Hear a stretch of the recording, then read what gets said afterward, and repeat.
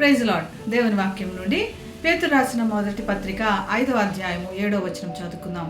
ఆయన మిమ్మల్ని గూర్చి చింతించుచున్నాడు గనుక మీ చింత యావత్తును ఆయన మీద వేయుడి. పేతురు ఎంతో చక్కగా తన సంఘస్థులతో మాట్లాడుతున్నాడు, వారికి బోధిస్తున్నాడు, హెచ్చరికలు చేస్తున్నాడు. దేవుని వాక్యము మనతో మాట్లాడుతుంది ప్రతిరోజు. ఈ హెచ్చరికలు తీసుకోమని, మరి మీరు ఆత్మీయంగా ఎదగమని వాక్యం మనల్ని బోధిస్తుంది. పేతురు సంఘంలో పెద్దల వాళ్ళకి, మీరు మందకి కాపరులుగా ఉన్నారు. యేసు ప్రభు ఎలాగైతే గొర్రెలకు మంచి కాపరిగా ఉన్నాడో మీరు మంచి కాపరిగా ఉండండి. డబ్బు అధికారం కోసం కాదు, మీరు మందకి చక్కగా మార్గదర్శకులుగా ఉండండి అని. అదేవిధంగా ఈ విశ్వాసులతో కూడా మాట్లాడుతున్నాడు. విశ్వాసులకి లోబడి ఉండండి, దీన మనస్సు అన్న వస్త్రము ధరించుకోనండి.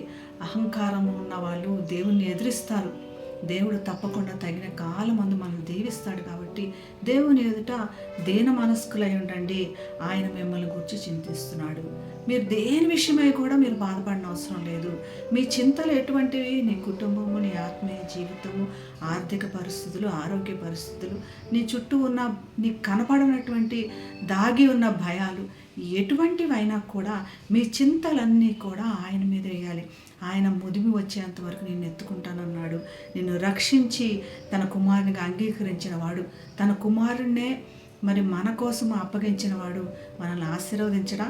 మన చింత యావత్తు కూడా ఆయన మీద విసిరివేయాలంట. ఆయన మీద వేసేయండి, ఏమి ఉంచుకోవద్దు, ఇంకా ఆయన మీద వేసేయండి. నీ భారం మోసేవాడు ఆయన.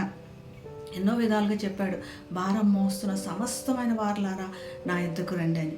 నీ చింత యావత్తు ఆయన మీద వేయండి. ఆయన నీ గురించి చింతిస్తున్నాడు, లేదా నీ గురించి శ్రద్ధ కలిగి ఉన్నాడు ఆయనే నీ యావత్తు, నీ పరిస్థితులు యావత్తు కూడా శ్రద్ధ కలిగినవాడు. నీవు చింతించడం వల్ల నువ్వేం చేయలేవు. లైట్ వేయటానికి లైట్ స్విచ్ నొక్కాలి, కానీ ఫ్యాన్ స్విచ్ నొక్కితే లైట్ వెలగదు. మనము అలాగ తప్పుడు స్విచ్లు వేసి అనవసరమైన వాటికి చింతించి దేవుని ఆశీర్వాదములు పొందుకోలేకపోతున్నాం. ఇది గ్రహించి మన చింత యావత్తు దేవుని మీద వేద్దాం. ప్రార్థన చేసుకుందాం. పరిశుద్ధుడైన యేసయ్యా, మా గురించి చింతించే దేవుడు, నీవు గొప్ప దేవుడు ప్రభా. నీ కుమారుని కూడా మా కోసమై పంపించి తండ్రి, కుమారుని కూడా లెక్క చేయనంత విధంగా నువ్వు మమ్మల్ని ప్రేమిస్తున్నావు తండ్రి. ఈరోజు మా చింతలన్నీ కూడా నీ మీద వేస్తున్నాం తండ్రి. నీ గొప్ప కార్యములు జరిగించి నీ మేలైన సంగతులు అందరికీ చాటించగల భాగ్యం మా అందరికీ దయచేయమని యేసు నామమున ప్రార్థిస్తున్నాం తండ్రి. ఆమేన్. Have a blessed day. God bless you.